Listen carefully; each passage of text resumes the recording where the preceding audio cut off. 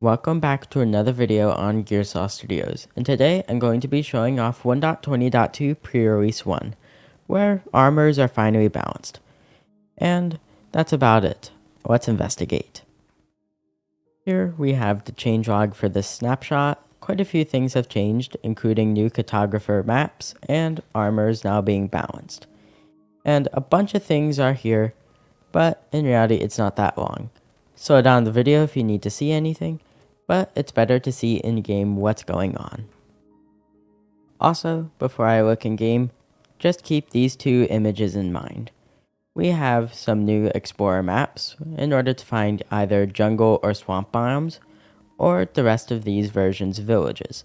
These are different for each cartographer villager, but it's better to see them in-game. And then on the other hand, we have armors, and these ones are pretty unique because now you can see how they've been rebalanced. We have consistent enchants on all these, and something else, we have the taiga acting as a conversion thing, along with being able to sell diamond blocks for an insanely high amount of emeralds, which is pretty shocking since this is the first time I've ever looked at this image. We can see 42 emeralds for a diamond block, well, other way around, and you can sell an iron block for 4 emeralds now. Also, the iron trade has been slightly nerfed, 4 iron, now 5 iron. All these look like very good changes, not to mention some real nice diamond armor transmutation.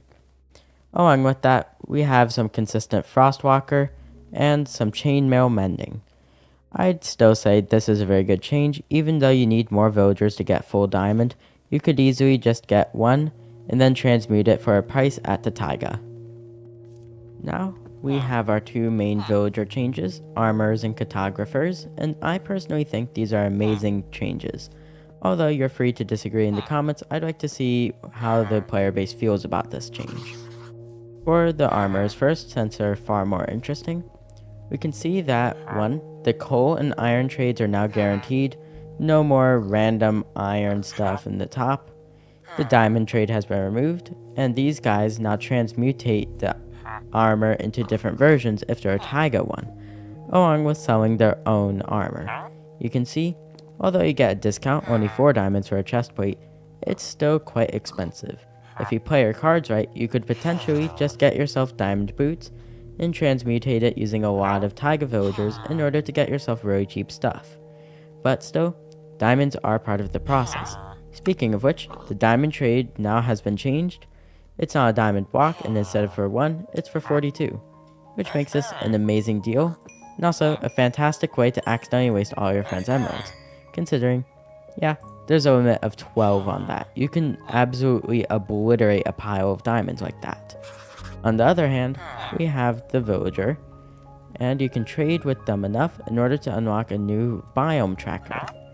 You can see this map is like any old map, but it will tell you where a village is in a specific biome, or depending on which one you get, it will tell you where a jungle or swamp is, and that can be quite inconvenient because 1.18 of course makes this place a lot bigger. And what do you know, this place is exactly where a village is, not to mention it generated into a little swamp, potentially some swamp villagers here. Which, yes, they are affected by these changes. Their armors sell chain and are kinda useless, but their cartographers can still tell you where different areas are. That is, if you don't explore enough, because the cartographer is always going to remain slightly below the other villagers for that reason. You can easily explore to get any of these places, although some of them, like the swamp, can be quite hard to get, so this is a welcome change. While we have all those massive villager changes that I could easily go on for 15 minutes about, instead, let's look at one of the smaller changes, since I don't want to talk about them too much, since you can just look at the PNGs at the start of the video to figure everything out. From here, you can see I only have a couple of recipes that I needed to get the video going, except when I start typing, say I want diamond, everything appears, which means it doesn't overwhelm new players, but if you know what you're looking for, it will still tell you the recipe.